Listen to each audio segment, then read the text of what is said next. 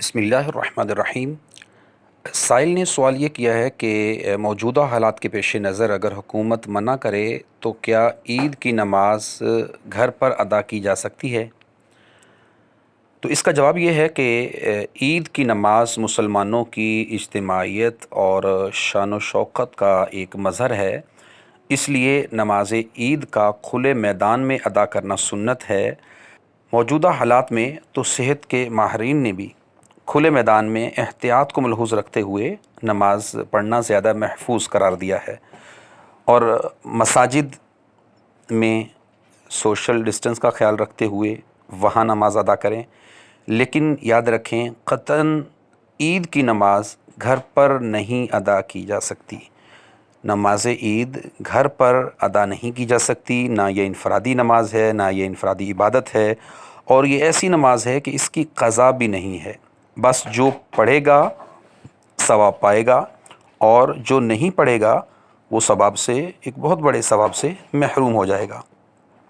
جہاں آبادیاں گنجان ہیں، فلیٹس ہیں، اور اس طرح کے جو بڑی زیادہ آبادیاں ہیں، تو وہاں پر لوگ جو ہے وہ مساجد میں عید کی نماز ادا کریں، وہاں جو ہے وہ سوشل ڈسٹنس کا خیال رکھیں، لیکن یاد رکھیں اس کا مطلب قطعاً یہ نہیں ہے کہ لوگ گھروں میں نماز ادا کرنے کی طرف چلے جائیں۔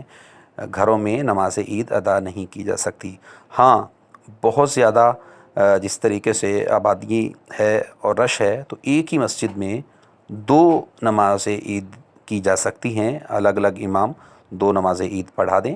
اور یاد رکھیے گا فقہ حنفی میں عیدین کی نماز پڑھنا واجب ہے، اس کو ترک کرنا جائز نہیں ہے۔ تو خدا را اس طرح مت کریں کہ کوئی بھی شخص اس طرح کی ضرورت نہ کرے کہ گھروں میں نماز پڑھنے کے لیے آئے۔